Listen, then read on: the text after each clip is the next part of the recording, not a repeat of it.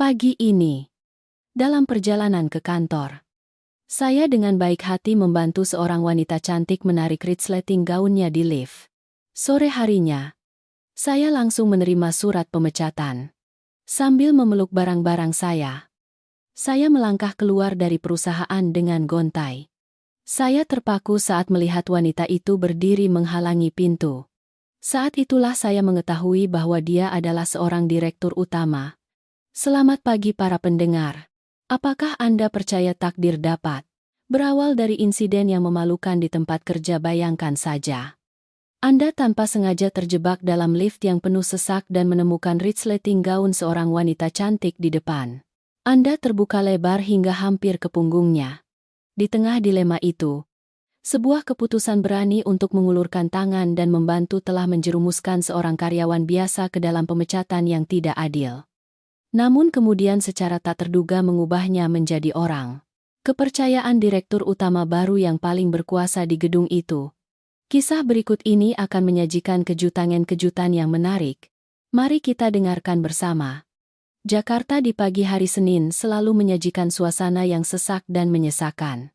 Suara klakson sepeda motor yang memekakan telinga bercampur dengan kepulan asap dan debu dari arus orang yang tumpah ruah menuju pusat kota membuat semua orang tampak kelelahan.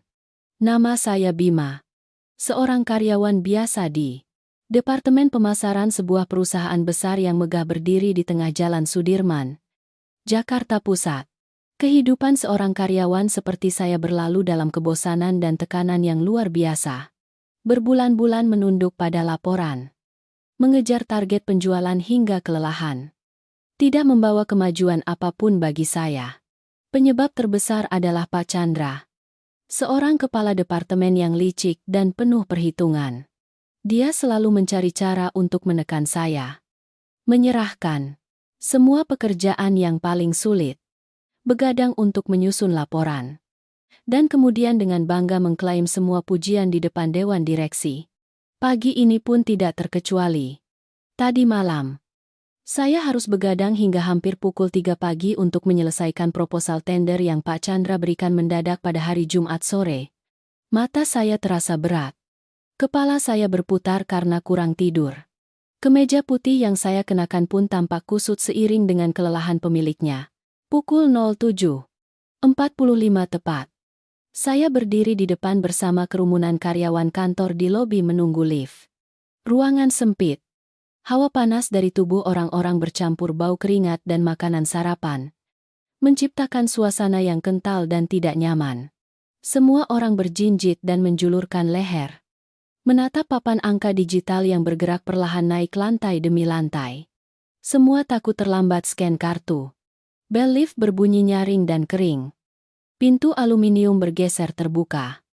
Dan kerumunan orang menyerbu masuk seperti lebah yang keluar dari sarangnya. Saya terdorong oleh arus orang dan terdampar di sudut paling dalam kabin lift.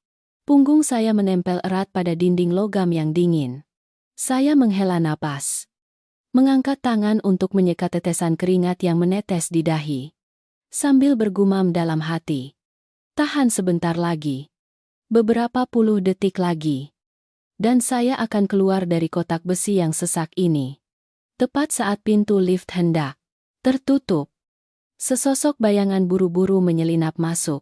Kehadiran orang itu segera mengubah suasana di sekitar. Itu adalah seorang wanita seusia saya, tetapi memancarkan aura keanggunan dan kekuatan yang sulit digambarkan. Dia mengenakan gaun kerja hitam ketat yang memeluk tubuhnya dengan sempurna. Potongan jahitannya sangat halus. Terlihat jelas bahwa itu adalah pakaian mahal. Rambut hitam panjangnya diikat rendah di belakang leher dengan jepit mutiara yang elegan. Wajahnya memancarkan ekspresi dingin, dengan raut wajah yang tajam dan bangga. Aroma parfum lembut namun sangat mewah yang terpancar darinya segera mengalahkan bau campuran dan sesak di dalam lift. Aroma itu membuat pikiran saya yang tegang seperti senar biola tiba-tiba menjadi tenang. Wanita itu berdiri tepat di depan saya. Jarak antara kami kurang dari 1 jengkal karena lift sudah penuh sesak. Saya berusaha mengecilkan diri, mempertahankan posisi tegak. Mata menatap lurus ke langit-langit untuk menghindari ketidaknyamanan bagi orang di depan. Lift bergerak perlahan. Diiringi suara gemuruh pelan dari sistem katrol. Kerumunan di dalamnya hening. Masing-masing tenggelam dalam pikirannya sendiri. Saya berdiri diam. Pandangan saya tanpa sengaja turun sejajar dengan mata. Saat itulah, saya terkejut saat menemukan sebuah insiden. Pakaiannya sangat membuat saya canggung. Di bagian belakang gaun kerja mahalnya, ada resleting tersembunyi. Entah mengapa. Mungkin karena terburu-buru atau resletingnya rusak. Bagian kepala resleting telah melorot hingga melewati bahu. Rambutnya yang halus, meskipun diikat rendah, tidak dapat menutupi seluruh punggungnya yang terbuka karena kerusakan pada pakaian. Lebih serius lagi, pakaian dalam tanpa sengaja sedikit terlihat. Jantung saya berdebar kencang. Saya buru-buru memalingkan wajah, berusaha menjaga napas tetap normal. Sebuah pergulatan psikologis yang sengit meletus di kepala saya. Ruang lift saat itu penuh sesak. Sebagian besar adalah karyawan yang bekerja di gedung yang sama. Ada juga beberapa orang yang suka bergosip dan membicarakan orang lain. Jika saya berbicara terus terang saat itu juga, sudah pasti semua mata akan tertuju pada punggungnya. Seorang wanita dengan penampilan yang begitu sempurna dan elegan. Bagaimana dia bisa menahan rasa malu yang luar biasa di depan kerumunan? Gosip akan menyebar ke seluruh lantai hanya dalam waktu setengah hari. Namun, jika saya memilih untuk diam, berpura-pura tidak melihat apa-apa, maka ketika lift tiba, dia akan keluar ke lobi besar dan berjalan menyusuri koridor dengan penampilan yang ceroboh itu. Akibatnya akan lebih buruk 1000 kali lipat. Keringat membasahi telapak tangan saya. Hati nurani seorang pria yang terdidik dengan baik tidak mengizinkan saya untuk hanya berdiri dan melihat orang lain dipermalukan. Setelah mengambil keputusan berisiko, saya sedikit menggeser kaki. Menggunakan tubuh bagian atas saya yang besar untuk menutupi pandangan dari belakang dan samping. Saya menciptakan dinding pelindung yang aman untuknya. Kemudian saya menahan napas.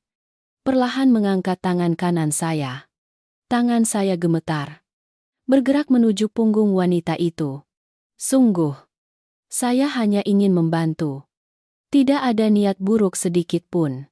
Saya mengingatkan diri sendiri untuk bertindak cepat, tepat, dan lembut agar dia tidak terkejut.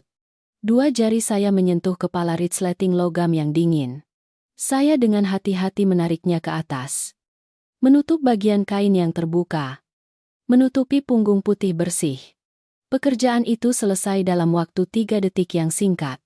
Saya menghela napas lega. Berniat menarik tangan saya dan menganggap saya baru saja melakukan perbuatan baik tanpa nama.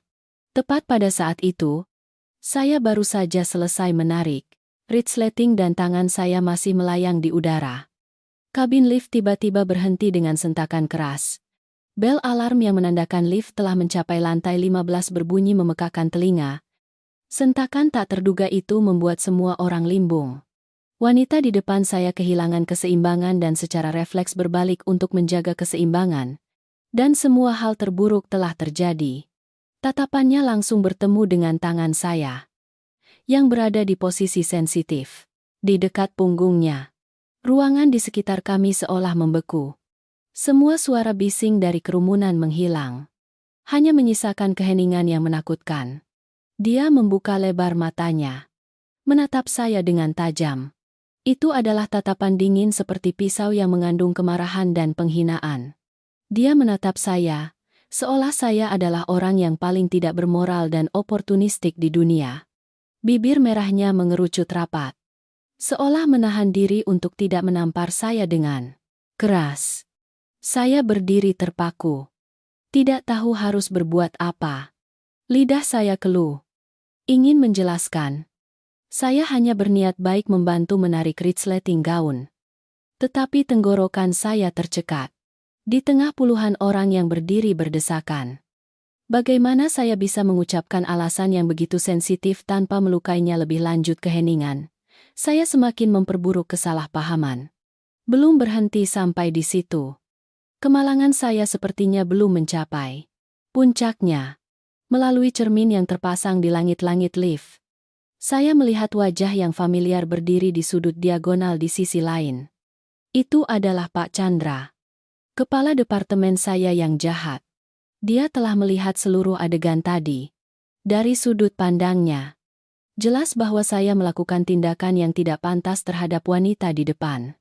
Berbeda dengan keheranan orang-orang di sekitar, mata Pak Chandra memancarkan kilatan kepuasan yang licik. Sudut bibirnya terangkat membentuk senyum sinis yang penuh tipuan. Dia telah menemukan kelemahan saya. Alasan yang sempurna untuk menyingkirkan duri dalam matanya selama ini. Pintu lift terbuka lebar. Wanita itu dengan marah berbalik dan melangkah cepat keluar. Suara sepatu haknya menghantam lantai dengan kuat dan tegas. Saya mengikuti di belakang. Langkah kaki saya terasa berat. Di dalam hati saya muncul firasat yang sangat buruk tentang badai yang akan datang. Firasat. Saya menjadi kenyataan dengan cara yang kejam dan lebih cepat dari yang saya duga. Suasana di departemen pemasaran sepanjang pagi itu sepi luar biasa. Pak Chandra tidak memanggil saya untuk memberikan tugas. Juga tidak membentak seperti biasanya. Dia duduk di dalam ruangan kaca. Sesekali melirik saya dengan tatapan misterius. Tepat pukul 14. Lin. Telepon di meja, saya berdering.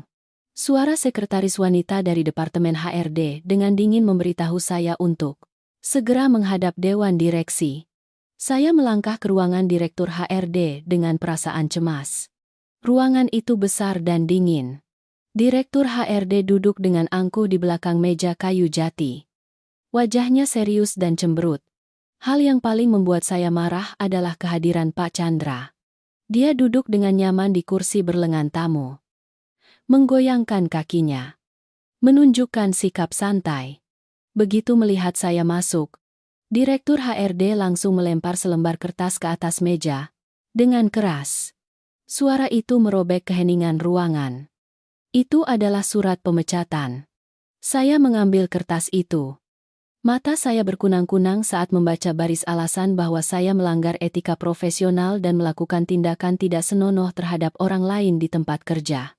Saya langsung mengangkat kepala. Suara saya penuh dengan kemarahan dan frustrasi. Saya berusaha menjelaskan seluruh kejadian di lift. Menegaskan bahwa saya hanya ingin membantu. Menyembunyikan insiden pakaian wanita itu dan tidak ada niat buruk sama sekali. Saya meminta mereka untuk mempertemukan saya dengan wanita itu. Namun, Direktur HRD hanya menggelengkan kepala dengan bosan. Melambaikan tangan menyingkirkan semua perkataan saya. Dia menegaskan bahwa ada saksi mata yang melihat langsung perilaku buruk saya. Pak Chandra saat itu baru perlahan berdiri. Mendekat dan menepuk bahu saya. Dengan nada munafik yang familiar. Dia menghela napas. Menasihati saya. Kamu masih muda. Masa depanmu masih panjang. Jangan karena sesaat gegabah merusak seluruh hidupmu. Dia menyarankan saya untuk dengan patuh menandatangani surat pengunduran diri. Menjaga sedikit harga diri. Akhirnya, perusahaan tidak akan mempermasalahkan hal ini agar kamu punya jalan keluar. Kata-kata Pak Chandra seperti pisau yang menancap tajam ke harga diri saya. Tidak ada kata-kata lagi. Di tempat kerja yang penuh intrik ini, kebenaran adalah milik yang berkuasa. Tidak ada yang mau mendengarkan penjelasan seorang karyawan rendahan. Saya bersikeras tidak menandatangani dokumen pengakuan bersalah apapun. Tetapi keputusan pemecatan sepihak tetap dilaksanakan. Saya kembali ke meja kerja saya di Departemen Pemasaran. Dengan gontai mengemasi barang-barang. Perasaan saat itu bukan kesedihan, melainkan kehampaan dan ketidakberdayaan yang luar biasa. 4 tahun masa muda saya dedikasikan untuk perusahaan ini. Bekerja keras seperti ngengat yang terbang ke api. Akhirnya diusir dari pekerjaan dengan tuduhan yang tidak masuk akal dan nama buruk. Saya dengan hati-hati memasukkan setiap barang yang familiar ke dalam kotak karton keras yang saya dapatkan dari petugas kebersihan. Buku catatan yang penuh dengan data pasar. Cangkir keramik tempat saya minum yang sudah pecah di salah satu sudutnya. Dan juga jutaan tanaman sukulen kecil yang saya rawat setiap hari.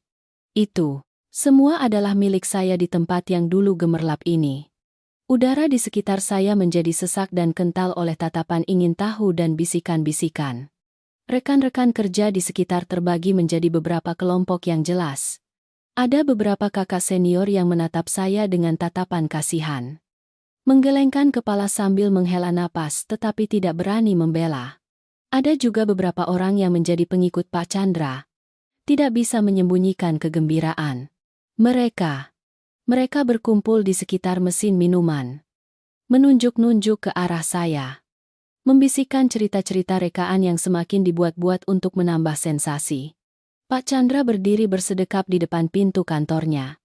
Menatap saya yang sedang mengemasi barang-barang dengan senyum puas yang tidak disembunyikan sama sekali.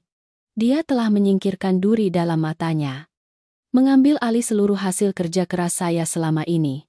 Saya memeluk kotak karton yang berat di dada.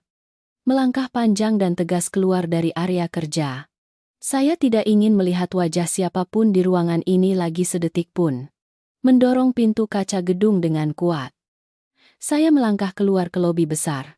Panas terik sore hari Jakarta menerpa wajah saya. Membuat saya tersadar. Jalanan masih ramai dengan lalu lintas kendaraan yang hilir mudik. Hanya saya sendiri yang berdiri sendirian di trotoar. Membawa beban ketidakadilan yang tidak tahu harus diungkapkan kepada siapa. Melihat arus orang yang terburu-buru. Tiba-tiba muncul kekhawatiran yang pahit, namun nyata di benak saya. Uang sewa kamar bulan ini sudah jatuh tempo. Dari mana saya akan mendapatkan uang makan dan biaya hidup untuk masa-masa pengangguran yang akan datang? Kehidupan seseorang dari daerah yang datang untuk mencari nafkah di kota ini tidak pernah mudah. Saya menghela napas. Meletakkan kotak barang di samping pot pohon. Mengeluarkan ponsel. Berniat membuka aplikasi ojek online untuk kembali ke kamar kos saya yang sempit. Saya berdiri bersandar pada batang pohon beringin di depan lobi. Mata saya kosong menatap layar ponsel yang berputar-putar mencari pengemudi. Sinar matahari sore langsung menerpa wajah saya. Membuat saya harus menyipitkan mata. Panas terik terpancar dari permukaan jalan aspal yang berbau hangus khas musim kemarau di selatan. Setiap tetesan keringat mengalir di dahi. Jatuh ke kerah kemeja yang sudah lusuh. Setelah hari yang buruk. Perasaan sendirian dan frustrasi membanjiri dada. 4 tahun pengabdian yang tulus. Begadang dan bangun pagi untuk memperkaya orang lain. Hanya untuk menerima hadiah berupa surat pemecatan yang penuh fitnah. Tepat saat saya tenggelam dalam pikiran yang kacau. Sebuah mobil mewah hitam mengkilap perlahan melaju dan berhenti tepat di depan saya. Ukuran mobil mahal yang besar itu menutupi sebagian trotoar. Suara mesin yang halus hampir tidak terdengar. Saya mengerutkan dahi. Menggeser kotak ke samping. Berniat melangkah mundur karena saya kira ini adalah mobil penjemput tamu penting gedung. Namun mobil itu tidak bergerak. Tiba-tiba, kaca hitam pekat di kursi belakang perlahan turun. Hembusan udara dingin dari AC di dalam mobil keluar. Membawa aroma parfum yang familiar hingga membuat saya bergidik. Saya berdiri terpaku di tempat. Orang yang duduk di belakang jendela mobil itu tidak lain adalah wanita yang berada di lift pagi ini. Dia melepas kacamata hitam besarnya. Memperlihatkan mata tajam dan wajah dingin tanpa ekspresi sedikit pun. Jantung saya kembali berdebar kencang. Aliran dingin merambat di tulang punggung saya. Saya berpikir dalam hati. Pasti dia belum melepaskan saya. Pasti dia sengaja menunggu di sini untuk terus mencaci maki. Atau lebih buruk lagi. Memanggil orang untuk menangkap saya dan menyelesaikan tuduhan tindakan tidak senonoh. Saya menelan ludah. Berusaha menjaga ekspresi wajah setenang mungkin. Masuk ke mobil. Kata wanita itu. Suaranya jernih tetapi penuh wibawa. Memerintah dengan tegas. Saya menggelengkan kepala dengan kuat. Memeluk erat kotak barang ke dada seperti pelampung penyelamat. Saya baru saja dipecat dari perusahaan karena Anda. Apalagi yang Anda inginkan dari saya? Saya tidak akan pergi kemanapun. Saya menjawab dengan suara lantang. Suara saya tercekat karena semua tekanan yang terpendam sejak sore hari. Wanita itu sedikit mengerutkan kening. Sepertinya tidak terbiasa ditolak mentah-mentah seperti itu. Dia mengulurkan tangan dan membuka sepenuhnya pintu mobil mewah itu. Menatap lurus ke mata saya. Saya bilang bawa barang-barang Anda dan masuk ke mobil. Mau berdiri di sana menjadi tontonan orang banyak cepat masuk. Saya tidak punya waktu untuk berdebat dengan Anda di tengah jalan. Sopir tua yang duduk di depan juga menoleh ke belakang. Menatap saya dengan tatapan mendesak. Melihat sikap tegas wanita itu. Ditambah lagi beberapa satpam gedung mulai ingin tahu dan menunjuk-nunjuk saya. Saya akhirnya menyerah. Saya dengan susah payah memeluk kotak karton dan masuk ke kursi belakang. Berusaha mengecilkan diri ke pintu mobil, agar tidak menyentuh jok kulit mewah. Mobil melaju mulus. Menyatu dengan keramaian. Saya duduk meringkuk. Kedua tangan saling menggenggam erat penuh ketegangan. Mempersiapkan diri untuk menghadapi badai yang akan segera menimpa saya. Ruangan di dalam mobil begitu hening hingga saya bisa mendengar detak jantung saya yang berdegup kencang. Kontras antara penampilan saya yang berantakan dan berkeringat dengan keanggunan dan kemewahan interior mobil membuat saya merasa terasing. Wanita itu duduk agak jauh dari saya. Dia dengan santai mengambil ponsel model terbaru dari tas tangan bermereknya. Ketegangan berlanjut beberapa menit sebelum dia berinisiatif memecah keheningan. Anda Bima, karyawan Departemen Pemasaran. Kan izinkan saya memperkenalkan diri. Saya Sarah, Direktur Utama Dewan Direksi perusahaan tempat Anda baru saja bekerja. Kata-kata wanita itu seperti kejutan besar bagi saya. Saya ternganga. Mata saya melotot karena terkejut. Direktur Utama Dewan Direksi. Saya belum pernah mendengar berita tentang perubahan pimpinan. Dan Direktur Utama baru ini masih sangat muda dan muncul dengan cara yang tidak biasa. Melihat wajah bodoh saya, Sarah menghela napas pelan. Dia membuka kunci layar ponselnya. Memilih folder gambar. Lalu menunjukkannya langsung di depan saya. Coba Anda lihat baik-baik ini, kata Sarah dengan suara rendah. Saya menerima ponsel itu dengan tangan gemetar. Di layar ada rekaman video yang diekstraksi dari kamera keamanan tersembunyi di lift pagi ini. Sudut pandang dari atas langsung menyorot punggung Sarah. Rekaman itu menunjukkan dengan jelas adegan resleting gaunnya perlahan melorot. Tepat pada saat yang paling sensitif. Tubuh besar saya maju untuk menutupi pandangan orang-orang di sekitar. Gambar yang diperbesar menunjukkan dengan sangat jelas.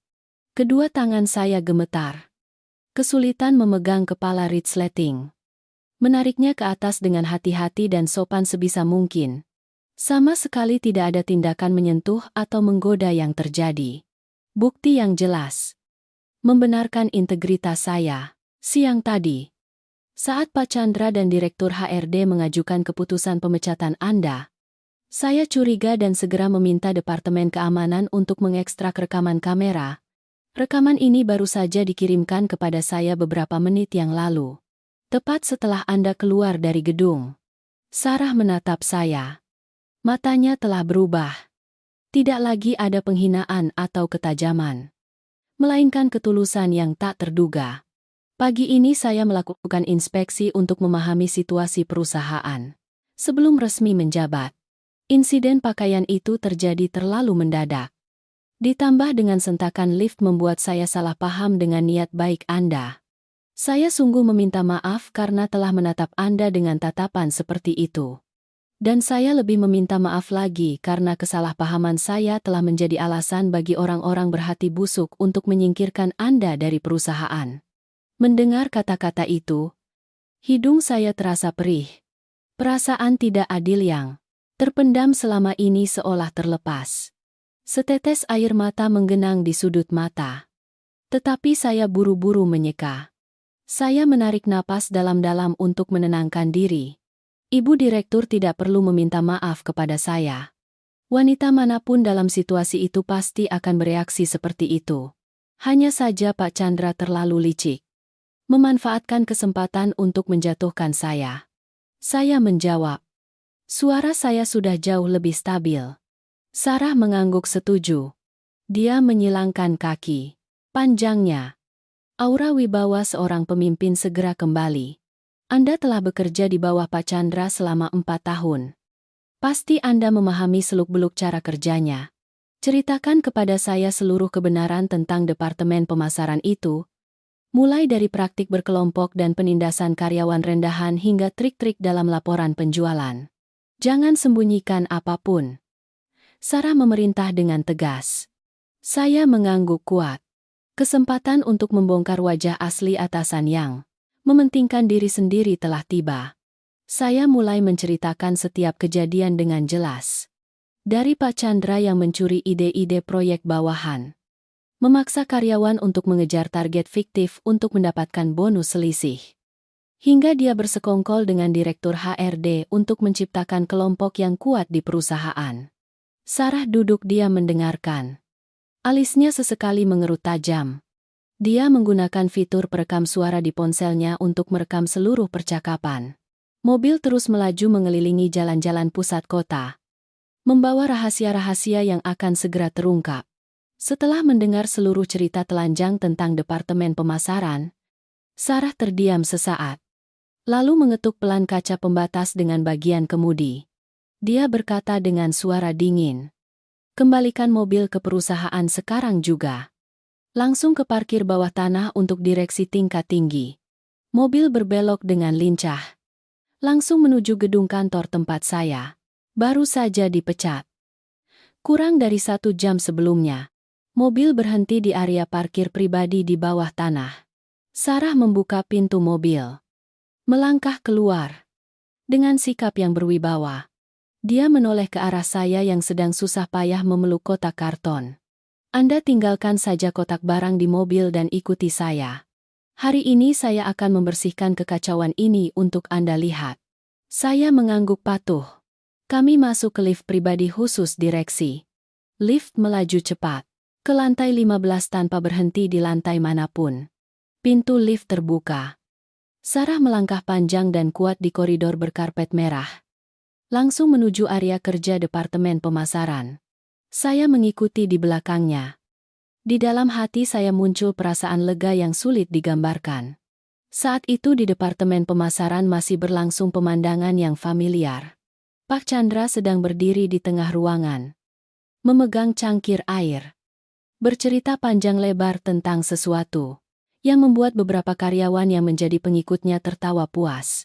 Begitu melihat bayangan saya masuk, senyum di bibir Pak Chandra tiba-tiba membeku. Dia mengerutkan kening, membentak dengan suara keras, "Bima, ini aneh sekali. Sudah menerima surat pemecatan, masih berkeliaran di sini melakukan apa mana petugas keamanan. Kenapa membiarkan orang asing masuk ke area kerja seperti ini?"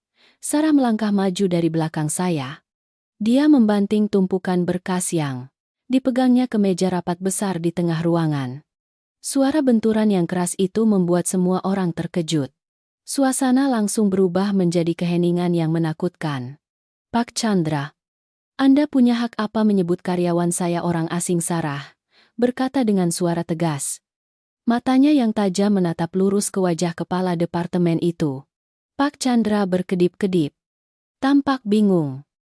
Tidak mengerti siapa wanita muda di depannya yang berani berbicara setegas itu.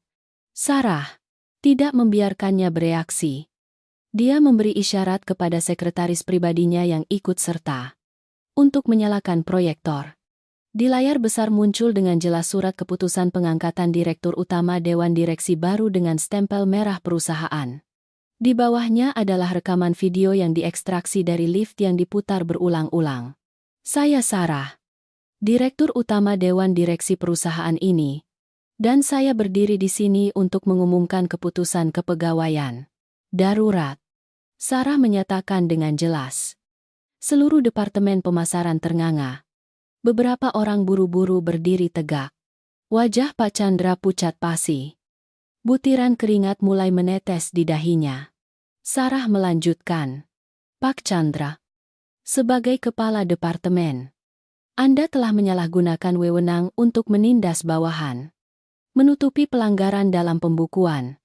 Puncaknya adalah hari ini Anda bersekongkol dengan Direktur HRD untuk memfitnah dan memecat karyawan yang tidak Bersalah hanya untuk memuaskan dendam pribadi. Perusahaan ini tidak akan menampung orang-orang munafik dan berbuat curang seperti Anda. Anda dipecat segera. Perusahaan akan memberhentikan Anda dari tugas dan meminta pemeriksaan seluruh prosedur keuangan untuk mengklarifikasi semua kejanggalan dalam kontrak yang Anda tanda tangani. Jika ada pelanggaran, Anda harus membayar ganti rugi di hadapan hukum. Kedua kaki Pak Chandra gemetar. Tergagap tidak bisa berkata-kata. Bersamaan dengan itu, Direktur HRD juga dijemput oleh Satpam dari lantai atas. Dia menundukkan kepala. Tidak berani melihat siapapun. Sarah menunjuk lurus ke arah pintu. Kalian berdua kemasi barang-barang dan segera keluar dari sini. Jangan sampai saya harus memanggil pihak berwenang untuk ikut campur. Kejadian itu berlangsung sangat cepat dan tegas. Kedua manajer yang dulu sombong kini dengan gontai memeluk barang-barang mereka. Pergi di tengah. Tatapan heran seluruh karyawan. Keadilan telah ditegakkan dengan adil dan gemilang di siang bolong. Setelah pembersihan singkat di Departemen Pemasaran, kerumunan karyawan masih belum sepenuhnya pulih dari keterkejutan. Semua orang berbisik-bisik. Sesekali diam-diam melirik Sarah dengan tatapan penuh hormat dan melirik saya dengan tatapan sangat ingin tahu. Saya berdiri terpaku di tempat. Tertegun seperti seseorang yang baru terbangun dari mimpi. Segalanya berubah. Begitu cepat. Baru siang tadi, saya masih seorang pengangguran yang menanggung malu. Sekarang saya berdiri tegak di samping wanita paling berkuasa di perusahaan. Sarah menoleh ke arah saya. Wajahnya rileks. Tersenyum lembut namun tegas. Bima, Anda ikut saya ke ruang kerja. Saya terhuyung-huyung mengikuti di belakangnya. Kami masuk ke lift khusus direksi. Sekali lagi langsung naik ke lantai tertinggi gedung. Disinilah area kerja eksklusif Dewan Direksi dan Direktur Utama. Ruangan luas dan tenang. Lantai kayu berkualitas tinggi mengkilap. Sarah membawa saya ke sebuah ruangan yang luas dan lapang. Di luar ada area lobi yang mewah dengan sofa besar yang diletakkan tepat di dekat pintu masuk ke ruang kerja utama Direktur Utama. Di sana ada meja kerja terbuat dari kayu jati solid. Desainnya halus dan megah. Di atas meja sudah ada seperangkat komputer modern dan tumpukan berkas yang rapi. Sarah menunjuk ke kursi berlapis. Bantalan empuk di belakang meja jati. Mulai hari ini akan menjadi tempat duduk Anda. Saya membulatkan mata terkejut. Buru-buru melambaikan tangan menolak. Ibu Direktur bercanda. Saya hanya seorang karyawan biasa di Departemen Pemasaran. Kualifikasi saya tidak pantas duduk di posisi penting ini. Tempat ini pasti untuk para manajer tingkat tinggi. Sarah melangkah maju. Duduk di kursi berlengan. Memberi isyarat agar saya duduk di seberangnya. Dia menatap saya dengan tatapan serius. Saya tidak pernah bercanda dalam pekerjaan. Mulai saat ini, saya secara resmi menunjuk Anda sebagai asisten khusus Direktur Utama. Anda akan bekerja langsung di bawah saya, tanpa melalui perantara lain. Saya ternganga. Semakin merasakan tekanan tak terlihat membebani bahu saya. Tapi saya tidak punya pengalaman sebagai asisten. Saya takut akan merusak pekerjaan Ibu Direktur. Saya mengakui keraguan saya dengan jujur. Sarah menggelengkan kepala pelan. Suaranya penuh keyakinan dan dorongan. Pengalaman atau kompetensi profesional adalah hal-hal yang sepenuhnya dapat dilatih dan diasah seiring waktu. Tetapi kejujuran, keberanian, dan karakter yang baik tidak dapat diajarkan oleh sekolah manapun. Anda berani berdiri membela kehormatan seorang wanita asing di tengah keramaian. Anda berani berbicara terus terang dan jujur tentang kesalahan atasan meskipun Anda tahu akan ditindas. Itulah kualitas yang saya cari pada seorang rekan kerja yang terpercaya. Perusahaan ini sedang kacau karena faksi-faksi. Saya membutuhkan seseorang yang tulus di samping saya untuk membersihkan kekacauan ini. Mendengar kata-kata tulus Sarah, saya merasakan gelombang semangat baru mengalir dalam pembuluh darah saya. Keraguan diri lenyap, digantikan oleh tekad yang tinggi. Saya berdiri tegak dan menjawab dengan jelas. Terima kasih, Ibu Direktur. Atas kepercayaannya, saya pasti akan memberikan yang terbaik. Tidak akan mengecewakan Ibu Direktur. Sarah tersenyum puas. Dia mendorong setumpuk berkas tebal ke arah saya. Ini tugas pertama Anda. Periksa kembali seluruh pembukuan, kontrak, dan bukti pembayaran yang telah ditandatangani oleh Departemen Pemasaran selama 2 tahun di bawah kepemimpinan Pak Chandra. Saya curiga ada penggelapan dana dan kolusi dengan pihak luar yang sangat canggih. Anda yang paling memahami cara kerjanya. Ungkapkan semua kejanggalan itu kepada saya. Saya memeluk setumpuk berkas yang berat. Berjalan menuju meja kerja baru saya. Mulai saat ini, hidup saya memasuki babak baru yang penuh tantangan. Hanya dalam beberapa hari singkat, berita tentang perubahan personel dan kenaikan pangkat saya yang pesat telah menyebar ke seluruh pelosok gedung. Tak perlu dikatakan, di perusahaan dengan ribuan karyawan, kecepatan penyebaran rumor lebih cepat dari tiupan angin. Masalah ini telah jauh menyimpang dari esensi sebenarnya. Orang-orang mulai mengarang cerita-cerita paling aneh dan mendebarkan untuk menjelaskan keberuntungan yang tiba-tiba menimpa saya.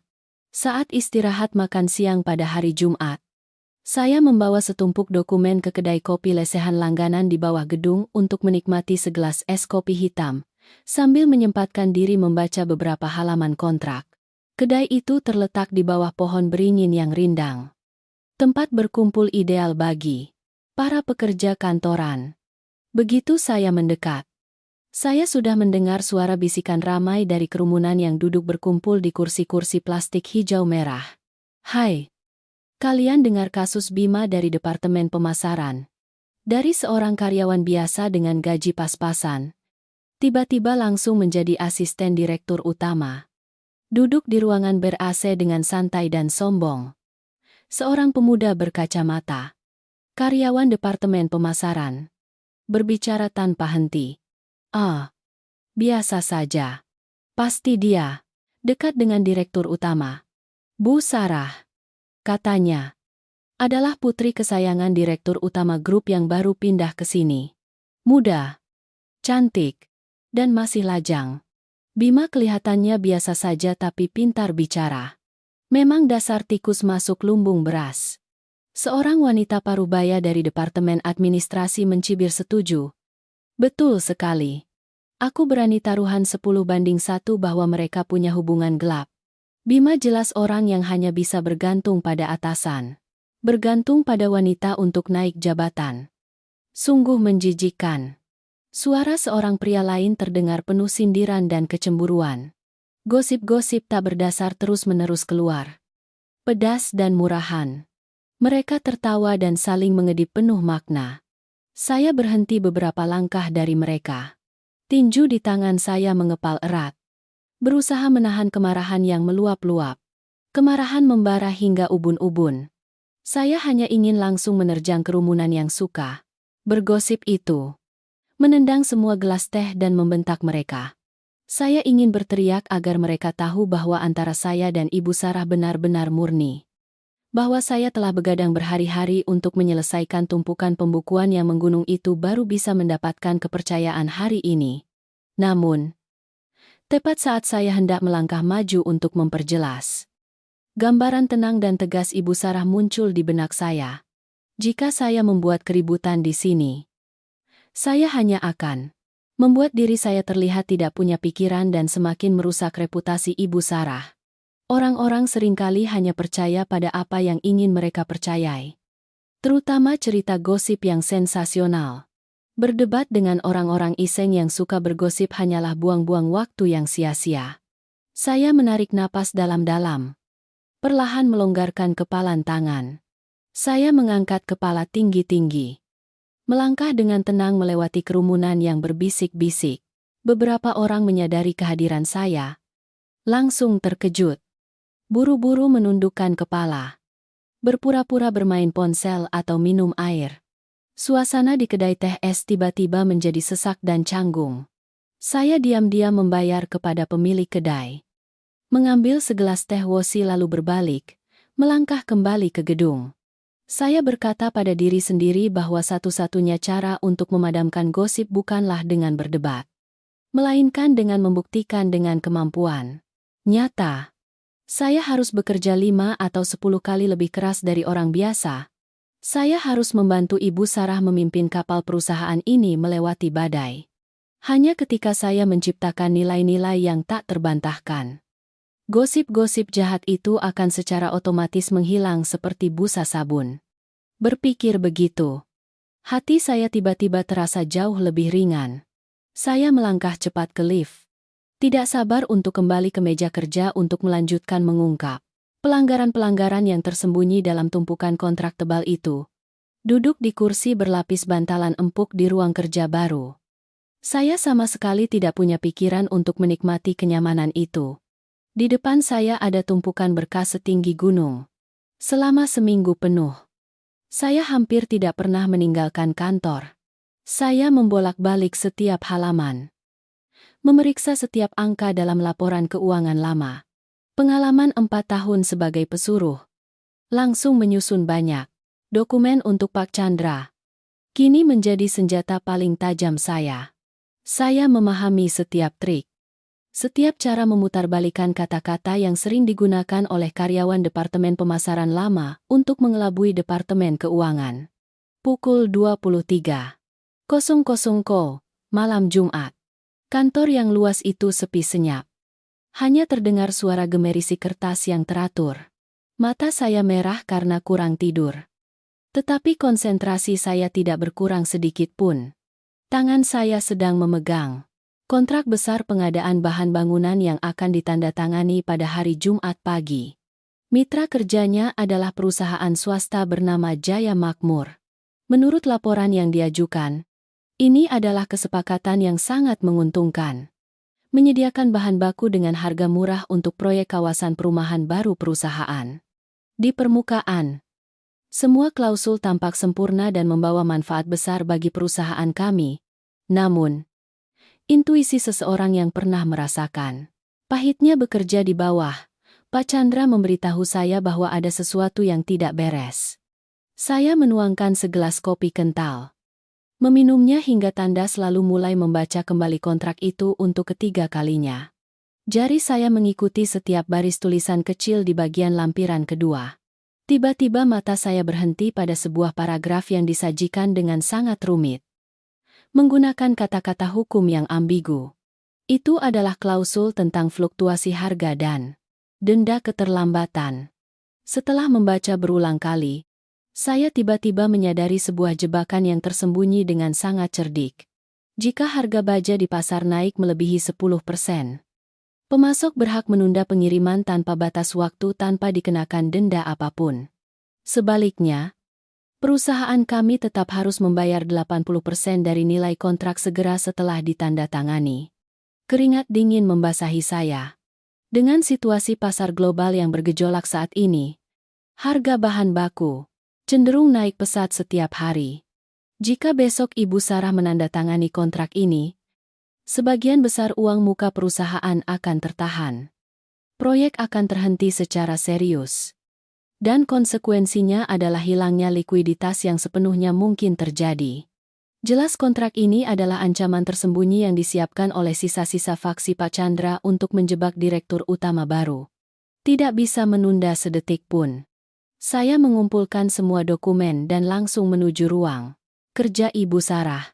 Lampu di ruangannya masih menyala terang. Saya mengetuk pintu 3 kali dengan tegas lalu masuk. Ibu Sarah sedang memijat pelipisnya. Wajahnya menunjukkan kelelahan setelah seharian rapat. Ibu Direktur, saya minta maaf mengganggu malam-malam. Tetapi kontrak dengan perusahaan Jaya Makmur sama sekali tidak boleh ditandatangani besok pagi. Saya berkata. Suara saya terburu-buru dan serius. Ibu Sarah mengangkat kepala. Matanya penuh keterkejutan. Dia berdiri. Dengan cepat melangkah maju menerima setumpuk berkas dari tangan saya. Ada masalah serius. Bima kontrak ini sudah diperiksa oleh Departemen Hukum. Kan Ibu Sarah mengerutkan kening bertanya kembali. Saya membalik langsung ke halaman lampiran kedua. Melingkari paragraf berbahaya itu dengan pulpen merah. Saya menjelaskan setiap detail dengan cermat. menganalisis jebakan yang sudah disiapkan dan konsekuensinya jika perusahaan kehilangan kendali atas pasokan bahan baku. Semakin dia mendengar analisis saya, wajah Ibu Sarah semakin dingin. Dia menggigit bibir rapat-rapat. Matanya memancarkan kemarahan yang luar biasa. Tangannya membanting keras ke meja jati. Mereka benar-benar berani. Berani-beraninya mengelabui saya untuk memasukkan klausul yang merugikan ini ke dalam proyek penting. Suara Ibu Sarah terdengar tegas. Dia segera mengangkat telepon dan menelepon langsung Direktur Departemen Hukum, meminta untuk menunda seluruh proses penandatanganan besok pagi. Bersamaan dengan itu, dia memerintahkan untuk menyerahkan berkas ke pihak kepolisian untuk menyelidiki tindakan kolusi dan penipuan. Setelah menyelesaikan semua urusan, Ibu Sarah menghela napas lega. Bersandar di kursi, dia menatap saya dengan tatapan yang sama sekali berbeda. Mengandung pengakuan dan rasa terima kasih yang mendalam. Berkat ketelitian saya, perusahaan telah berhasil lolos dari kerugian besar, senilai triliunan rupiah dalam sekejap. Badai dari masalah kontrak baru saja mereda. Tantangan baru kembali datang. Jumat malam itu, Ibu Sarah memiliki jadwal pertemuan penting. Mitra kali ini adalah dewan direksi dari sebuah perusahaan properti besar di wilayah utara. Orang-orang yang memegang modal penentu kelangsungan proyek kawasan perumahan baru. Untuk mempererat hubungan, pertemuan diadakan di ruangan pribadi di restoran paling mewah di kota. Sebagai asisten khusus, saya tentu saja harus mendampingi Ibu Sarah ke pesta ini. Suasana di meja makan sejak awal sudah kental dengan aroma perhitungan bisnis. Budaya menjamu tamu di kalangan pengusaha biasanya tidak bisa lepas dari gelas-gelas minuman beralkohol. Kelompok mitra dari utara adalah orang-orang yang berpengalaman dan memiliki toleransi alkohol yang luar biasa. Pemimpin mereka adalah Direktur Herman. Seorang pria paruh baya, bertubuh besar. Wajahnya merah padam dan suaranya menggelegar. Baru 15 menit pesta dimulai. Dia sudah berulang kali berdiri dan bersorak mengajak bersulang. Hal yang membuat kami khawatir adalah kelompok ini memiliki kebiasaan mengajak minum yang sangat agresif. Mereka tidak minum anggur biasa, melainkan meminta pelayan membawakan botol-botol minuman keras impor lalu mencampurnya sendiri dengan anggur merah dengan perbandingan yang aneh. Cairan merah gelap itu mengeluarkan bau alkohol yang sangat menyengat hingga hanya menciumnya saja sudah terasa pusing. Direktur Herman membawa segelas minuman penuh ke depan Ibu Sarah. Senyum palsu tersungging di bibirnya. Nah, tak kenal maka tak sayang. Ibu Direktur Sarah. Muda, berbakat, dan cantik sempurna. Mari Direktur kita bersulang gelas ini untuk membuktikan niat kerjasama yang erat antara kita berdua. Hari ini siapapun yang tidak menghabiskan gelasnya, berarti tidak menghormati Herman ini ya. Ibu Sarah tersenyum canggung. Saya pernah mendengar desas-desus dari kakak-kakak di Departemen Administrasi bahwa dia memiliki riwayat sakit maag. Ditambah lagi melihat dia diam-diam memegang perutnya dan meringis. Saat ini membuat saya yakin dia memiliki toleransi alkohol yang sangat rendah dan tidak bisa terus minum. Melihat gelas minuman besar yang dicampur dengan berbagai jenis alkohol berkadar tinggi, wajahnya langsung pucat. Dia berniat menyeruput sedikit saja sebagai formalitas. Tetapi langsung dicegat oleh para direktur di sekitarnya yang bertepuk tangan dan bersorak terus-menerus. Memaksanya untuk menghabiskan gelas itu. Situasi maju mundur. Jika diminum pasti dia akan langsung tumbang di tempat. Tetapi jika menolak secara kasar akan menyinggung perasaan mitra besar, yang akan berdampak langsung pada masa depan perusahaan. Tepat saat gelas minuman itu hampir menyentuh bibir Ibu Sarah, saya memutuskan untuk melangkah maju. Saya dengan berani mengulurkan tangan mengambil gelas minuman dari tangannya. Saya menoleh, tersenyum tenang kepada kerumunan mitra, Bapak Direktur Herman dan para tamu terhormat. Atasan saya belakangan ini kesehatannya kurang baik. Dokter melarang minum minuman beralkohol. Sebagai bawahan, saya mohon izin untuk menggantikan Ibu Direktur menjamu bapak-bapak malam ini. Semoga bapak-bapak berlapang dada dan memaklumi.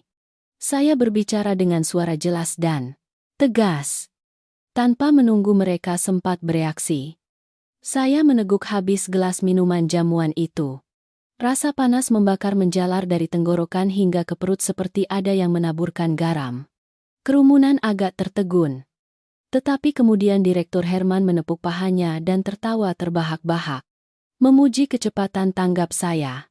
Maka, target ajakan minum pun sepenuhnya beralih kepada saya.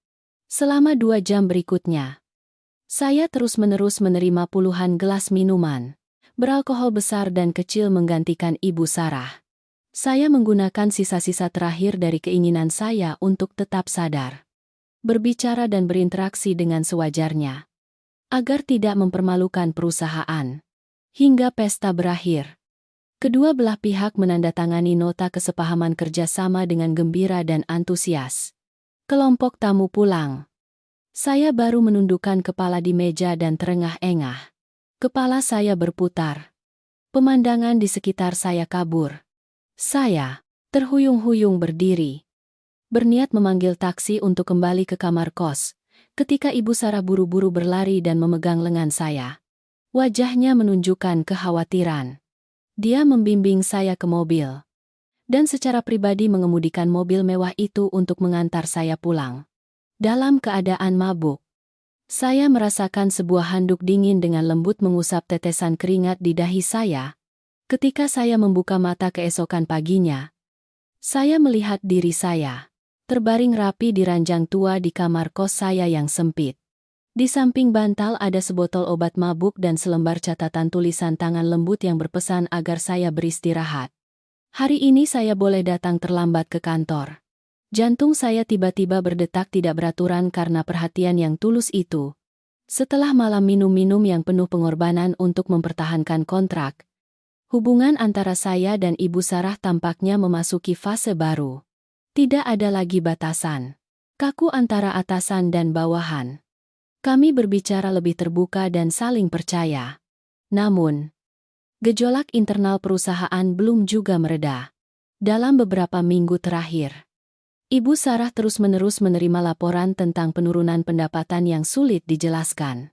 Banyak pelanggan besar, mitra setia perusahaan selama bertahun-tahun, tiba-tiba secara sepihak mengakhiri kontrak dan beralih berbisnis dengan perusahaan pesaing baru yang muncul di pasar. Situasi ini terjadi terlalu kebetulan sehingga kami tidak bisa tidak curiga. Pasti ada pengkhianat yang diam-diam mencuri data pelanggan rahasia perusahaan untuk disalurkan keluar demi keuntungan pribadi. Ibu Sarah menyerahkan tugas kepada saya untuk secara diam-diam menyelidiki dan menemukan pelakunya. Saya mulai mempersempit ruang lingkup kecurigaan. Orang-orang yang memiliki akses ke sistem daftar pelanggan premium tidak banyak. Berdasarkan intuisi dan analisis cermat terhadap laporan akses jaringan internal, saya menaruh satu nama dalam daftar tersangka Bapak Hadi, wakil direktur yang bertanggung jawab atas pengembangan pasar. Dia adalah orang yang licik. Pernah beberapa kali secara terbuka menentang kebijakan-kebijakan baru Ibu Sarah dalam rapat-rapat koordinasi untuk membongkar wajah asli Hadi. Saya memutuskan untuk menggunakan taktik menggunakan rencana lawan untuk menjebak lawan. Memasang jebakan yang sempurna. Saya begadang semalaman. Secara pribadi memalsukan file pelanggan yang sangat detail. Itu adalah informasi tentang perusahaan investasi asing yang berencana menanamkan modal besar di pasar properti Jakarta. Saya memasukkan angka-angka keuntungan yang sangat menarik ke dalam file itu. Cukup untuk membius mata siapapun yang haus uang. Setelah itu, saya menempatkan file palsu ini ke dalam folder proyek tingkat tinggi. Bersamaan dengan itu, saya diam-diam meminta kepala departemen IT untuk menyiapkan peringatan keamanan tersembunyi agar segera setelah ada akun internal yang mengunduh file tersebut, sistem akan langsung mengirimkan pemberitahuan ke komputer saya. Benih telah ditaburkan. Tugas saya sekarang hanyalah menunggu dengan sabar hingga ikan menggigit umpan. Rencana ini saya rahasiakan. Hanya saya laporkan secara pribadi kepada Ibu Sarah. Selama 3 hari berturut-turut tidak ada pergerakan apapun. Saya mulai merasa khawatir. Bertanya-tanya apakah saya salah dalam penilaian. Tetapi pada sore hari keempat, sebuah panggilan telepon anonim masuk ke nomor kontak palsu yang sengaja saya sisipkan dalam file pelanggan fiktif itu. Orang di ujung telepon memperkenalkan diri sebagai direktur penjualan dari perusahaan pesaing, menawarkan kerjasama dengan tingkat komisi yang sangat tinggi. Jebakan telah berhasil dengan rapi. Seketika itu juga, saya bekerja sama dengan departemen teknis untuk mengekstrak data jejak di sistem server. Bukti jelas seperti siang hari, tepat pukul 23.00 malam sebelumnya. Akun wakil Direktur Hadi telah login dan mengunduh seluruh file dokumen palsu itu. Tidak hanya itu, kamera keamanan di depan pintu gedung juga merekam adegan dia diam-diam bertemu dengan direktur perusahaan pesaing di sebuah kedai kopi yang sepi pada pagi hari berikutnya. Dengan setumpuk berkas berisi bukti-bukti pelanggaran di tangannya, Ibu Sarah segera memanggil Hadi ke ruang kerjanya. Pintu ruangan tertutup rapat. Saya berdiri di luar menunggu dengan cemas. 15 menit kemudian, Hadi keluar dengan wajah pucat pasi. Keringat membasahi dahinya. Langkahnya terhuyung-huyung. Tidak berani mengangkat kepala menatap saya. Ibu Sarah telah menggunakan ketegasannya untuk memaksanya secara sukarela menulis surat pengunduran diri, sekaligus menandatangani komitmen untuk mengganti semua kerugian dan menjaga kerahasiaan. Jika dia berani membuka mulut sedikit pun, semua bukti akan diserahkan kepada pihak berwenang. Orang munafik yang paling berbahaya telah disingkirkan dengan lancar, tanpa menimbulkan gejolak dalam perusahaan. Kecerdikan dan keberanian saya sekali lagi mencatat poin mutlak di mata direktur utama baru.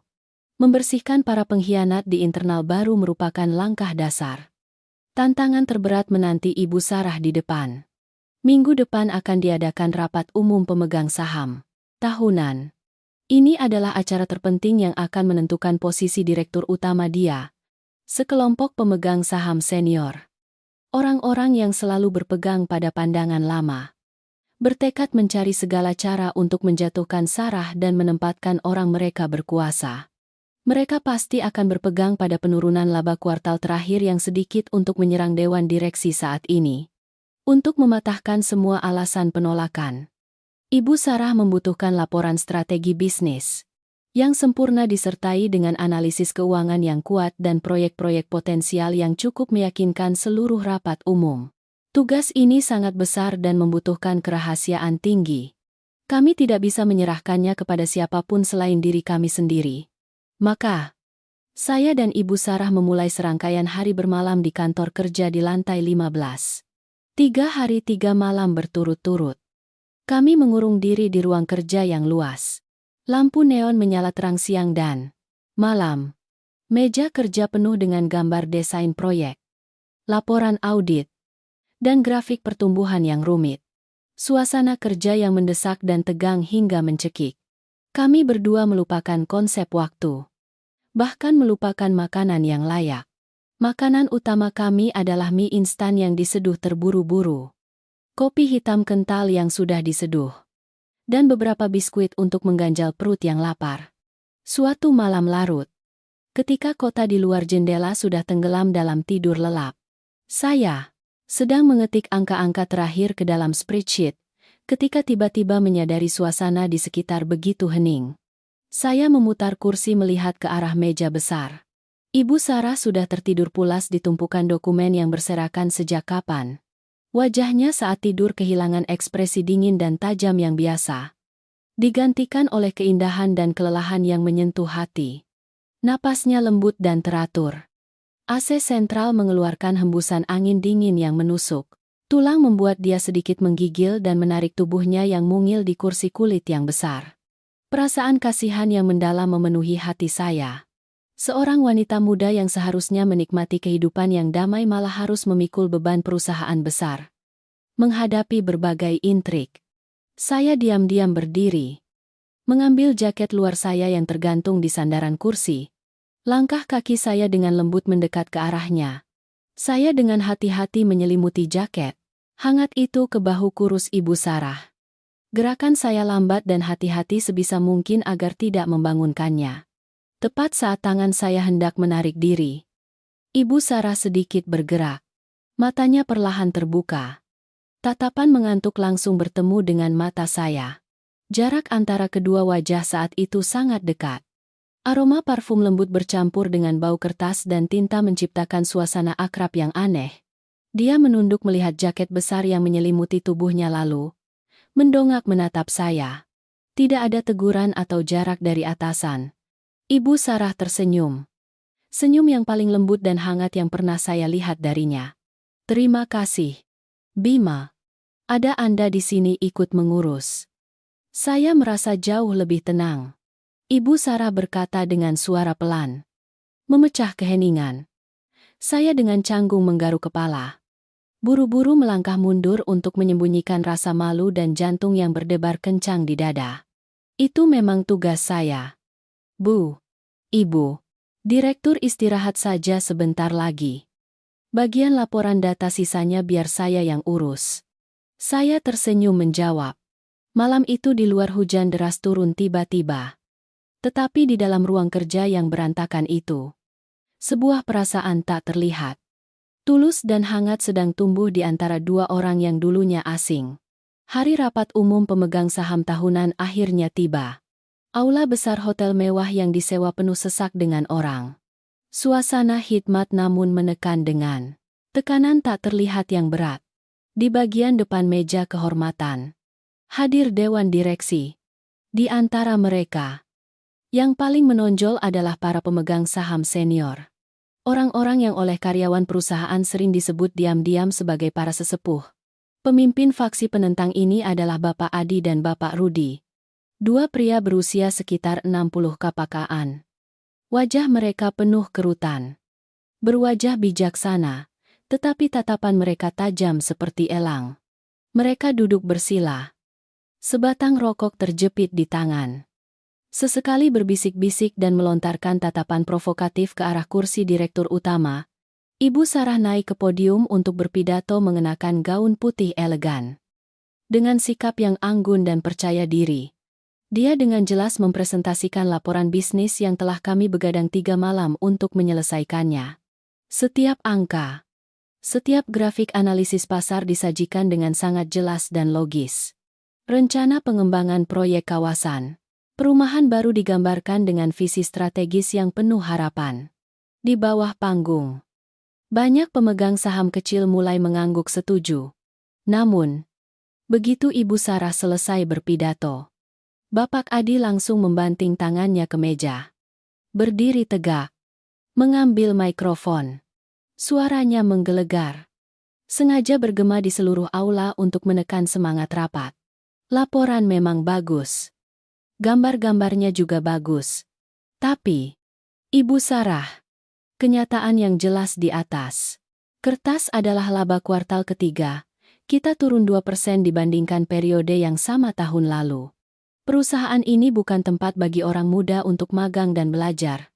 Kami, yang telah mencurahkan keringat dan air mata membangun perusahaan ini sejak Anda masih kecil, tidak bisa menyerahkan aset kami kepada orang yang kurang pengalaman dalam mengelola seperti itu. Bapak Adi berbicara. Kata-katanya tajam. Tidak memberikan sedikit pun kehormatan kepada Sarah. Seketika itu juga Bapak Rudi yang duduk di sampingnya juga berdiri. Ikut mencibir. Betul sekali. Posisi direktur utama membutuhkan orang yang berkepala dingin dan berpengalaman di dunia bisnis. Saya mengusulkan agar rapat umum segera melakukan pemungutan suara untuk mencopot Ibu Sarah dari jabatan direktur utama dan memilih Bapak Adi untuk menggantikannya. Untuk memimpin kapal ini melewati badai, seluruh aula tiba-tiba menjadi riuh dengan bisikan-bisikan.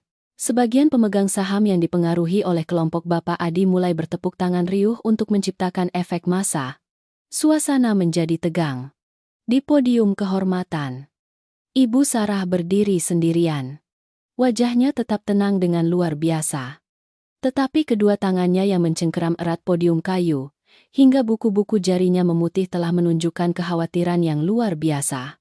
Dia berusaha menggunakan mikrofon untuk menjelaskan bahwa penurunan itu disebabkan oleh biaya investasi awal untuk proyek baru. Tetapi semua kata-katanya tenggelam oleh suara bising yang sengaja dibuat oleh faksi Bapak Adi. Situasi tampaknya terpojok. Faksi pemegang saham konservatif telah mengatur skenario untuk mengganti pimpinan. Mereka dengan sombong dan puas menatap Ibu Sarah seolah yakin akan kemenangan. Kerumunan mulai bersorak, meminta pemungutan suara pencopotan segera dilakukan. Semua mata tertuju pada wanita muda yang berdiri sendirian di panggung. Tepat pada saat yang genting itu, ketika palu ketua rapat umum hendak diketuk ke meja untuk memulai prosedur pemungutan suara, sebuah suara keras terdengar dari ujung aula membuat semua orang menoleh ke belakang. Sementara Ibu Sarah langsung menuju aula. Saya harus segera berkoordinasi dengan Kepala Departemen Akuntansi untuk mengekstrak sistem verifikasi bukti pembayaran internal dan laporan audit independen. Begitu mendapatkan bukti, saya melesat. Bagai kilat kembali ke hotel dan pintu besar itu didorong terbuka dengan tegas. Suara benturan yang kuat memecah seluruh keributan dan kekacauan di dalam aula. Semua orang, mulai dari kerumunan pemegang saham yang ricuh hingga para anggota dewan direksi yang duduk di podium tinggi, terkejut dan menoleh. Saya berdiri di sana tepat di ambang pintu. Pakaian saya berantakan karena baru saja berlari tanpa henti dari tempat parkir ke sini. Keringat membasahi punggung kemeja saya. Tetapi mata saya berbinar, menunjukkan tekad yang tinggi. Kedua tangan saya memeluk erat sebuah tas kulit hitam ke dada, seolah melindungi harta karun yang tak ternilai harganya. Itu adalah pelampung penyelamat terakhir Ibu Sarah. Saya melangkah panjang dan tegas, langsung menuju podium kehormatan. Kerumunan secara otomatis menyingkir ke kedua sisi memberi jalan bagi saya. Bapak Adi membulatkan mata menatap saya. Wajahnya merah padam karena marah. Dia menunjuk lurus ke wajah saya dan membentak keras. Mana satpam? Siapa yang mengizinkan seorang karyawan masuk ke rapat tertutup rapat umum pemegang saham seperti ini? Usir dia keluar sekarang juga. Saya sama sekali tidak gentar. Saya melangkah lurus ke meja panjang, membanting tas kulit itu tepat di depan Bapak Adi dan Bapak Rudi. Suara benturan yang keras membuat keduanya terkejut. Saya membuka kunci tas, mengeluarkan setumpuk berkas tebal yang telah diberi stempel merah dengan hati-hati. Saya membanting berkas itu ke meja, menyatakan dengan tegas, "Saya Bima, asisten khusus direktur utama, dan saya membawa bukti-bukti yang tak terbantahkan tentang tindakan mengambil keuntungan pribadi dari aset perusahaan oleh orang-orang yang duduk di sini dan mencerca seluruh aula." Terkesiap kaget, Ibu Sarah menatap saya dengan tatapan heran bercampur lega. Saya mengambil mikrofon dari tangannya, mengarahkan pandangan ke seluruh hadirin rapat. "Para pemegang saham yang terhormat, harap periksa baik-baik. Penurunan laba pada kuartal terakhir sama sekali bukan disebabkan oleh kinerja buruk Ibu Sarah. Penyebab utamanya adalah aliran dana besar yang telah ditarik secara canggih. Saya telah meninjau kembali seluruh pembukuan pembelian material selama 3 tahun terakhir. Bapak Adi dan Bapak Rudi secara diam-diam mendirikan 4 perusahaan boneka atas nama kerabat jauh. Setelah itu, kedua bapak itu menggunakan kekuasaan mereka untuk memaksa Departemen Pemasaran membeli bahan baku dari perusahaan-perusahaan ini dengan harga 30% lebih tinggi dari pasar. Selisih uang yang sangat besar itu langsung mengalir ke kantong pribadi kedua bapak ini. Catatan aliran dana dari bank dan surat izin usaha semuanya ada lengkap dalam setumpuk dokumen di depan Anda. Wajah Bapak Adi dan Bapak Rudi seketika berubah dari merah padam menjadi pucat pasi.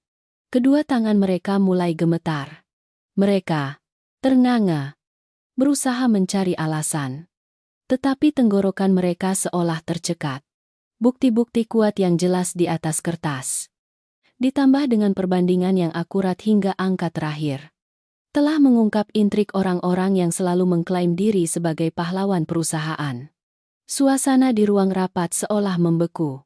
Tatapan yang tadinya mengarah tajam ke Ibu Sarah kini serentak beralih menatap kedua pemegang saham senior itu dengan kekecewaan dan kemarahan yang luar biasa. Papan catur telah sepenuhnya terbalik hanya dalam beberapa menit singkat. Setelah adegan pengungkapan bukti yang berlangsung selama berjam-jam di bawah tekanan dokumen-dokumen yang jelas dan kemarahan seluruh pemegang saham, kelompok Bapak Adi dan Bapak Rudi tidak lagi punya jalan untuk menyangkal. Ibu Sarah seketika mendapatkan kembali posisi wibawanya sebagai direktur utama baru. Dia berdiri tegak. Suaranya yang tegas menggema di seluruh aula. Meminta tim keamanan segera mengamankan semua dokumen terkait dan mengundang badan investigasi untuk menyelidiki. Di hadapan prospek terjerat masalah hukum di usia senja. Kedua orang yang sombong itu akhirnya harus menundukkan kepala dan mengakui kesalahan. Mereka memohon Ibu Sarah untuk berbelas kasihan. Setuju untuk menandatangani surat pelepasan seluruh saham dan segera mengundurkan diri dari Dewan Direksi untuk mengganti kerugian. Pembersihan internal berjalan tegas. Membersihkan hambatan-hambatan yang menghalangi kemajuan perusahaan. Setelah semua prosedur hukum sementara selesai, rapat umum berakhir dengan persetujuan untuk Direktur Utama Sarah.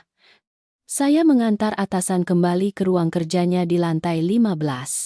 Pintu kayu jati yang berat tertutup, mengisolasi sepenuhnya suara bising di luar koridor. Ruangan itu begitu hening hingga terdengar suara AC berdesir.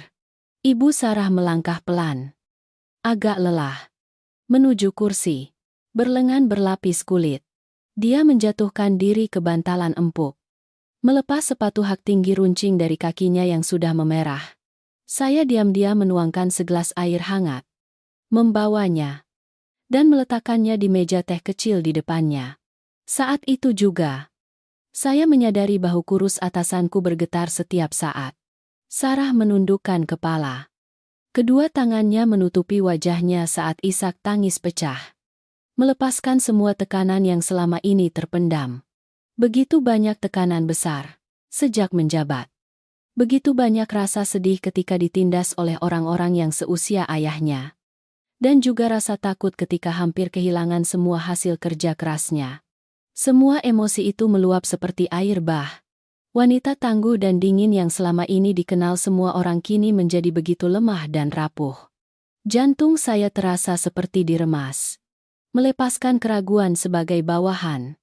Saya melangkah dan duduk di samping Sarah.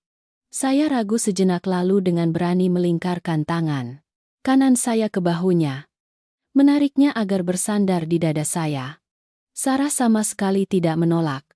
Dia dengan patuh menyandarkan kepalanya di bahu saya. Air mata membasahi bagian kemeja saya. Tangan saya menepuk-nepuk punggungnya dengan lembut. Gerakan yang canggung tetapi mengandung ketulusan dan kepedulian yang tak terbatas. Saya tidak mengucapkan kata-kata penghiburan apapun. Hanya duduk diam menjadi sandaran yang paling kokoh baginya saat itu. Saya berjanji pada diri sendiri akan melindungi wanita ini dengan segala cara dari segala badai di dunia bisnis yang kejam itu. Setelah pembersihan internal yang menyeluruh, sistem perusahaan seolah-olah sepenuhnya diperbarui. Suasana kerja menjadi lebih antusias dan transparan dari sebelumnya. Meninggalkan semua masalah di belakang. Saya dan Ibu Sarah memusatkan seluruh pikiran dan sumber daya pada tujuan terbesar tahun ini. Itu adalah tender proyek pembangunan kawasan perumahan baru di Semenanjung, Jakarta. Ini adalah peluang besar yang diimpikan oleh setiap perusahaan properti. Pesaing kami semuanya adalah nama-nama besar di pasar. Dengan modal yang kuat dan banyak jaringan yang luas. Kami kembali menjalani hari-hari bekerja tanpa makan dan tidur. Saya membolak-balik setiap dokumen. Mengumpulkan setiap informasi terkecil tentang perencanaan kota dan kebutuhan pasar. Ibu Sarah secara langsung memimpin tim arsitek untuk menggambar siang dan malam guna menyelesaikan desain ekologi yang paling unik. Dari seorang karyawan yang hanya tahu menunduk pada komputer. Saya kini dengan berani mewakili perusahaan untuk bernegosiasi dengan berbagai pemasok. Meyakinkan mereka untuk menurunkan harga material ke tingkat optimal guna meningkatkan daya saing proposal tender. Setiap keputusan saya langsung disetujui oleh Ibu Sarah tanpa sedikit pun keraguan. Sinergi antara kami mencapai tingkat yang sangat tinggi. Hari pengumuman hasil tender diadakan di Pusat Konferensi Jakarta. Seluruh aula penuh sesak. Para manajer mengenakan pakaian rapi. Ibu Sarah duduk di samping saya. Kedua tangannya saling menggenggam erat di pangkuannya. Ketika ketua panitia mengumumkan nama perusahaan kami sebagai pemenang tender dengan nilai evaluasi tertinggi, seluruh aula riuh. Ibu Sarah melonjak. Berbalik memeluk saya di tengah keramaian. Senyum cerah tersungging di bibirnya, menerangi seluruh sudut ruangan. Berita kemenangan tender sampai ke perusahaan, membangkitkan semangat seluruh karyawan. Semua orang mengadakan pesta perayaan yang meriah di lobi besar. Kini, tatapan mata yang menatap saya tidak lagi ada penyelidikan atau penghinaan. Rumor-rumor jahat tentang saya yang bergantung pada direktur utama telah sepenuhnya hilang, digantikan oleh rasa hormat dan penghargaan yang tulus kepada seorang asisten khusus yang telah menggunakan bakat dan dedikasinya sendiri untuk membangkitkan sebuah sistem. Saya mengangkat gelas minuman merayakan dan bersulang dengan semua orang. Mata saya bangga menatap ke arah Ibu Sarah yang berseri-seri menerima ucapan selamat.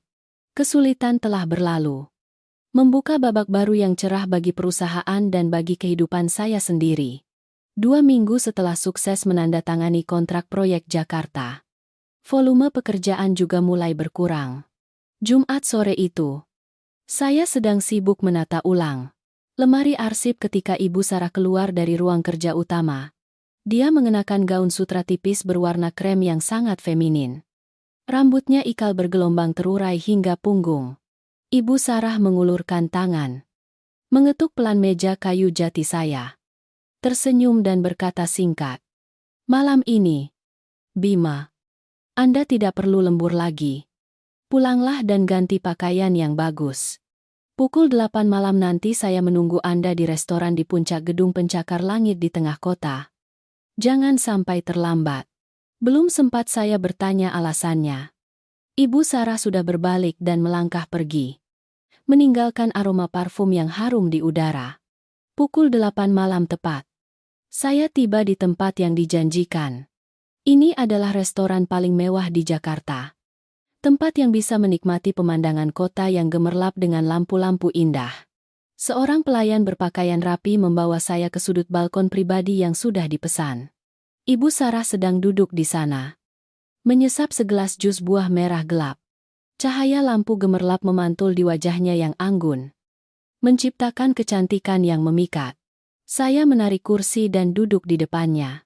Makan malam berlangsung dalam suasana yang hangat dan benar-benar berbeda dari pesta-pesta jamuan yang bising sebelumnya. Tidak ada angka penjualan. Tidak ada kontrak besar. Kami berbicara tentang hobi sehari-hari, tentang mimpi-mimpi kecil, dan juga tentang kesulitan saat harus bertahan hidup di kota metropolitan yang ramai ini. Suasana itu membuat pipi Sarah memerah. Tiba-tiba Sarah berinisiatif mengulurkan tangan ke seberang meja. Dengan lembut meletakkan tangan lembutnya di punggung tangan saya yang kasar. Gerakan tak terduga itu membuat detak jantung saya melonjak. "Bima," katanya dengan suara yang lembut dan hangat. Matanya menatap dalam ke mata saya. "Selama ini, saya selalu memaksakan diri untuk berperan sebagai manajer yang dingin dan tidak bisa jatuh. Tetapi jauh di lubuk hati, saya juga hanya seorang wanita biasa, yang juga tahu bagaimana khawatir dan kesepian. Sejak hari yang tak terlupakan di lift itu, kebaikan dan keberanian Anda telah menjadi sandaran yang membuat saya tetap tegar. Lupakan saja label direktur utama dan asisten. Saya sungguh berterima kasih kepada Anda karena selalu ada di samping saya dan melindungi saya." Perubahan panggilan tiba-tiba dari saya dan Anda menjadi saya dan Anda membuat pikiran saya bingung, namun senang. Tangan kecil Sarah memancarkan kehangatan aneh yang menyebar ke seluruh tubuh saya. Di tengah pemandangan romantis di puncak kota, semua penghalang status sosial seolah lenyap. Hanya menyisakan dua hati yang berdetak dalam irama cinta yang sama. Saya membalik tangan saya, menyatukan jari-jari saya dengan jari-jari panjang Sarah. Sebuah genggaman erat menggantikan ribuan kata. Saya menatap lurus ke matanya yang dipenuhi emosi. Berkata dengan tulus, "Sejak pertama kali saya melihat Anda masuk ke lift, kehadiran Anda telah mengacaukan kehidupan membosankan saya. Saya tidak pernah peduli apakah Anda seorang direktur utama yang berkuasa atau memiliki kekayaan besar. Di mata saya, Anda selalu menjadi wanita yang paling perlu dilindungi dan dicintai. Jika Anda tidak keberatan dengan seorang karyawan biasa dari daerah yang miskin ini, Berilah saya kesempatan untuk menjaga Anda sepanjang sisa perjalanan hidup ini. Sarah tersenyum cerah. Setetes air mata kebahagiaan mengalir di pipi merahnya. Dia mengangguk pelan sebagai tanda setuju. Makan malam itu menandai peristiwa penting. Kami resmi menjadi sepasang kekasih. Akhir pekan berlalu dalam kemanisan cinta yang baru mekar. Kami bersama-sama berjalan-jalan, memasak, dan menikmati kedamaian sederhana yang sebelumnya kami berdua tanpa sengaja lewatkan. Karena kesibukan pekerjaan. Senin pagi, Jakarta kembali menyambut dengan suasana sesak dan ramai yang biasa. Tetapi suasana hati saya kini benar-benar berbeda dari hari ketika saya pergi bekerja dengan mental seorang karyawan yang tertindas. Saya mengenakan setelan kantor yang rapi. Langkah kaki saya percaya diri dan penuh energi. Saya berdiri menunggu di depan pintu lift khusus direksi di lantai dasar. Pintu lift terbuka. Sarah sudah berdiri di dalamnya. Dia mengenakan gaun kantor yang elegan. Wajahnya tetap mempertahankan ekspresi serius yang biasa terlihat saat di kantor. Saya melangkah masuk. Pintu aluminium tertutup, memisahkan sepenuhnya kami dari dunia yang bising di luar. Ketika hanya tersisa kami berdua di ruang sempit itu, Sarah baru tersenyum tipis dan mengedipkan mata kepada saya. Saya dengan berani mendekat kepadanya, melingkarkan tangan di pinggang rampingnya, mengingat kembali kenangan tak terlupakan yang telah menyatukan kami berdua. Mendekatkan bibir ke telinga Sarah dan berbisik menggoda. Ibu Direktur, pagi ini terburu-buru ke kantor. Resleting gaun di belakang sudah ditarik rapat belum? Perlu saya bantu periksa lagi sedikit? Sarah tertawa kecil, mengulurkan tangan dan mencubit pinggang saya pelan. Terasa sakit. Lift melaju mulus naik ke lantai-lantai tinggi. Kisah cinta yang bermula dari insiden memalukan di sudut lift sempit telah berbuah manis. Seorang karyawan biasa yang tidak punya banyak suara. Berkat kebaikan hati dan ketulusannya telah mengubah seluruh hidupnya. Menemukan karir yang cerah sekaligus pasangan hidup yang sempurna. Hidup terkadang memiliki jalan berliku yang tak terduga dan ajaib seperti itu. Para pendengar yang budiman, menutup kisah cinta yang menarik ini yang berawal dari sebuah insiden tak terduga di lift yang sempit. Mungkin melalui kisah ini, kita menyadari bahwa hidup selalu menyimpan jalan berliku yang sangat ajaib. Sebuah tindakan kebaikan yang tampak kecil, meskipun terkadang membawa ketidakadilan sementara, namun pada akhirnya menabur benih-benih kebaikan yang tak terduga. Kebaikan hati, kejujuran, dan keberanian untuk melindungi yang lemah. Selalu menjadi kompas yang menuntun kita melewati segala fitnah dan ketidakadilan dalam hidup. Melihat pada karakter Bima, kita melihat nilai dari usaha yang tak kenal lelah, dan keberanian untuk menggunakan kemampuan nyata untuk memadamkan gosip-gosip jahat. Sedangkan pada posisi direktur utama baru, Sarah, kita memahami pelajaran lain tentang penilaian terhadap manusia. Jangan pernah terburu-buru menghakimi orang lain hanya melalui lensa orang-orang yang penuh perhitungan. Dan di balik setiap topeng kuat dan berkuasa, ada hati yang perlu didengarkan dan dipahami. Hukum sebab akibat selalu ada secara adil. Orang-orang yang menggunakan tipuan untuk menyakiti orang lain cepat atau lambat harus membayar harga atas keserakahan mereka sendiri. Pada akhirnya, sekeras apapun dunia bisnis atau kehidupan, ketulusan dan kebaikan hati tetap merupakan senjata terkuat bagi manusia untuk menemukan kedamaian dan kebahagiaan sejati. Terima kasih banyak kepada para pendengar yang telah meluangkan waktu berharga untuk mendengarkan seluruh kisah ini. Semoga Anda selalu sehat, aman, dan bahagia. Sampai jumpa.